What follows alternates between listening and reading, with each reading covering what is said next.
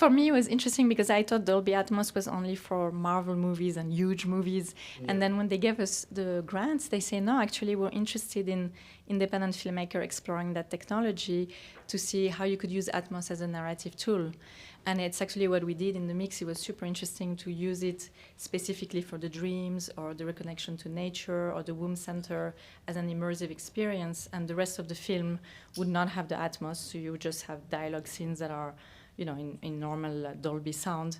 And suddenly the scenes that need it open up and you feel the sound here. It's a much more visceral experience, the Atmos. And now they hooked me because now I want to make all my next films on Atmos because it's really incredible, the power of sound. You know, it's a visual medium, but actually sound is 60% of your experience in the theater. And having, you know, like the sound behind you on the side, especially with the sea and all the nature scenes.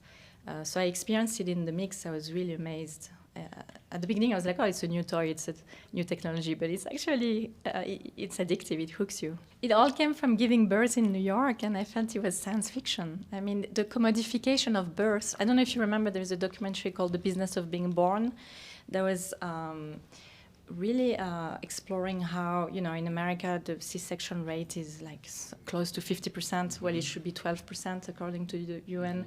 And that's because, you know, the health care system takes advantage of the insurance process because the C-section is more expensive than natural birth, and they want rotation in the bed.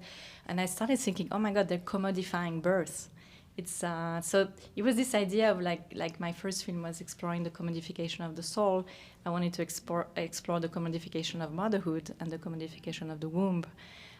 So that was like, you know, the underlying premise.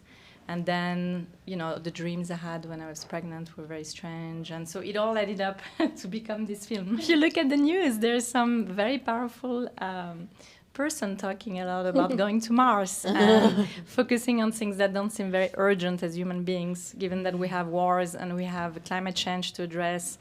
But it's like kindergarten. I have a bigger toy than you, so I can go to Mars, you know, like sooner and occupy Mars and develop Mars. It felt so irrelevant, I think, to the human experience.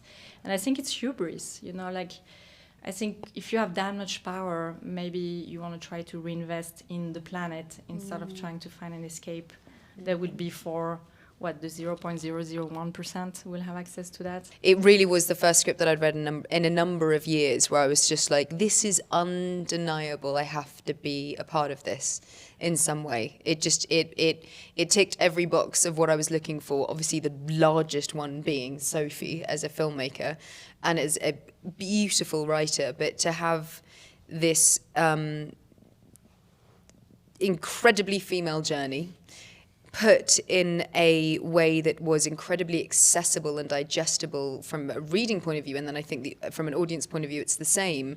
You're presented with something that is, at the same time, innately familiar and comforting, but also alarming and arresting and thought-provoking on every single level.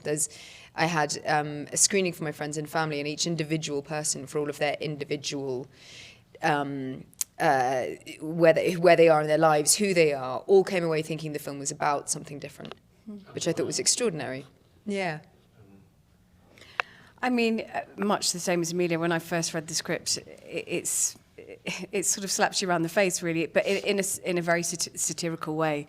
But I've also said a few times today that the way Sophie's handled this subject matter and making it completely accessible and engaging and funny and moving and touching, rather than it being very serious, sort of macabre, even though it is a dark tale that we are looking at in the film. I'm not going to lie. I mean, I looked at the character and thought, I mean, who wouldn't want to play Linda, right?